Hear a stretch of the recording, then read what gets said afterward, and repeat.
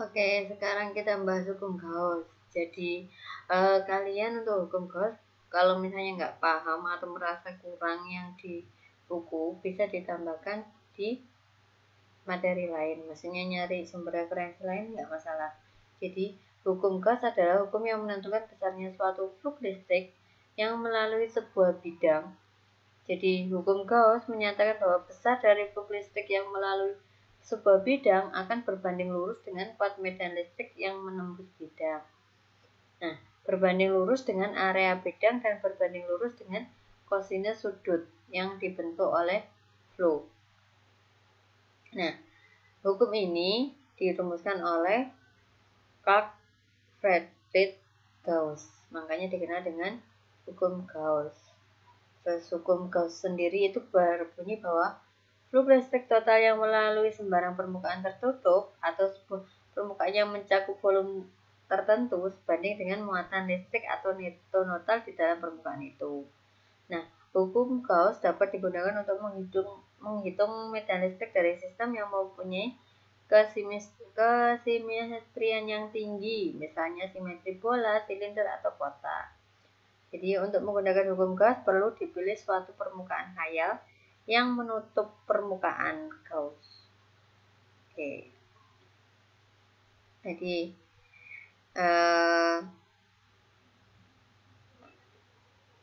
hukum Gauss ini didasarkan pada konsep garis khayal listrik yang mempunyai arah dan anak panah seperti pada gambar. Nah, kalau di buku kan seperti ini. Jadi hukum Gauss itu merupakan metode yang efektif untuk mencari kuat medan listrik. Jadi kuat medan listrik, selain kita pakai cara yang kemarin, yang E sama dengan F per Q atau E sama dengan K Q per R kuadrat, bisa juga kita pakai hukum Gauss. Nah, jadi hukum Gauss ini untuk mencari kuat medan listrik di sekitar muatan kontinu pada benda yang memiliki simetri kayak gini. Jadi DA, AA mana A? Nah, ini adalah luas. Nah, ini adalah luasnya. Oke. Terus DA vektor itu adalah vektor dari elemen bidang yang besarnya sama dengan luas elemen. Jadi ini ibaratnya suatu bola, tapi bayangkan ini semangka, kamu itu hanya ngambil secuilnya semangka. Nah, secuil semangka itu kan punya luas. Jadi kalau anggap aja ini semangkanya, kamu tuh cuma ngambil segini aja. Nah, di sini kan ada luasnya kan. Nah, luasnya di sini itu adalah DA. Kalau dia termasuk elemen vektor, maka DA vektor. Terus kemudian theta. Nah, ini tadi kan ini tadi adalah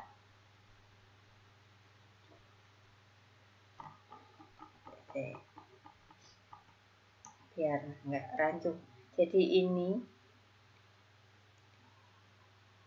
ini tadi kan titiknya, ini adalah titik awal, titik acuan, terus kemudian kita cuma ngambilnya sebagian saja. Lah, tadi kan tujuannya kan mencari kuat medan. Jadi ketika ini ditarik garis panjang sampai ke permukaan luas tadi, maka dia akan membentuk sudut. Ini adalah kuat medannya E. Terus ini adalah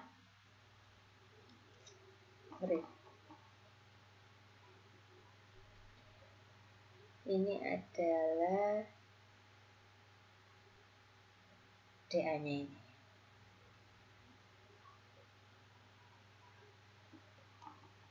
Oke. Ini adalah E-nya, terus DA-nya ini. DA vektor itu sebenarnya di sini. Ya. Jadi vektor dari elemen bidang. Nah, ini itu luas besarnya sama dengan luas elemen. Nah, arahnya tegak lurus gitu. Nah, antara DA sama E ini dia kan ada membentuk sudut theta. Jadi sudut antara kuat medan listrik dan arah vektor dA itu adalah sudut theta. Nah, terus kemudian dA cos theta itu adalah luasan proyeksi dA ke bidang yang tegak lurus vektor medan listrik. Jadi luas bidang A, B, C aksen, ini kayak C aksen sama D aksen di ini loh, yang di belakang ini itu adalah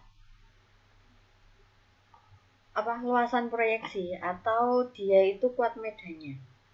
Nah, sedangkan DN itu adalah jumlah garis gaya yang menembus. Jadi kalau misalnya ini tadi kan proyeksinya. Nah, terus kemudian ada garis gaya ke sini. Nah, banyaknya garis gaya yang menembus bidang ini itu adalah DN, kayak gitu. Nah, menurut pembatasan jumlah garis gaya, maka E itu adalah DN per dA cos theta, atau kalau misalnya kita mau nyari DN itu adalah E dikali dA cos theta, atau karena cos theta-nya itu dianggap tegak lurus, cos 90 berapa? Ya. Karena cos theta-nya ini sebidang, maka sudutnya adalah 0. Nah, cos 0 itu berapa? 1. Ya. Nah, dalam gambar terlihat bahwa jumlah garis gaya yang menembus luas ABC di aksen secara tegak lurus sama dengan jumlah garis gaya yang menembus luasan ABCD secara tidak tegak lurus. Jadi dari sini yang nembus bidang ABDC ini di aksen ini dia tegak lurus, tapi dia itu tidak tegak lurus pada luasan AB C D. Jadi ini kan iki loh. Nah, sebentar. Mana ya? Jadi intinya gini. Tadi kan ini tadi kan proyeksi vektornya ya. Lah, ini kan tegak lurus. Nah, yang di sini itu enggak sama dengan yang di A, B, C, D. Lah, ini loh. Ini tuh yang bidang aslinya. Terus sedangkan yang ini itu adalah proyeksinya. Tadi yang besarnya dia tegak lurus gitu. Terus kemudian sehingga dapat dikatakan jumlah garis gaya yang menembus suatu luasan dA itu adalah luas dA kali E cos theta, di mana E cos theta adalah proyeksi dari kuat medan listrik ke arah normal bidang. Jadi kalau mau nyari berapa luasnya atau berapa E-nya, kita bisa lihat dari persamaan ini. Nah, terus jumlah garis gaya yang menembus suatu luasan tertentu diperoleh dengan mengintegralkan jumlah garis gaya yang menembus seluruh bidang. Jadi kalau misalnya ada soal, misalnya ada semangka, terus diambil sebagian. Nah, kira-kira berapa jumlahnya garis gaya yang menembus bidang semangka yang cuma secuil ini? Nah, kita bisa nyarinya dengan persamaan ini. Itu adalah sekilas tentang hukum Gauss. Jadi persamaan hukum Gauss itu ini. Persamaan hukum Gauss.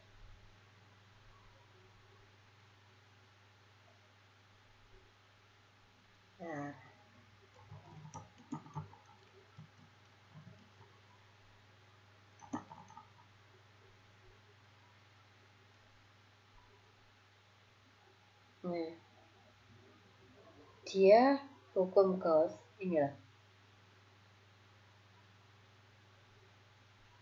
Jadi, nah, hukum Gauss itu kalau misalnya di SMA pakainya ini apa sih adalah EA cos theta, atau EA cos theta ini sama dengan Q per epsilon 0. Atau kayak gini juga boleh. Kalau misalnya dia menembus bidang yang tegak lurus tegak lurus atau jajar ya? Kalau misalnya dia menembus bidang yang arahnya sejajar, maka E kali A. Tapi ketika dia membentuk sudut, maka flux sih, hukum Gauss-nya E A cos theta. Jadi itu persamaan yang digunakan di hukum Gauss. Nah, ini. Ya, ini persamaannya sama. Ya. Mungkin ada yang ditanyakan terkait ini hukum Gauss. Silakan.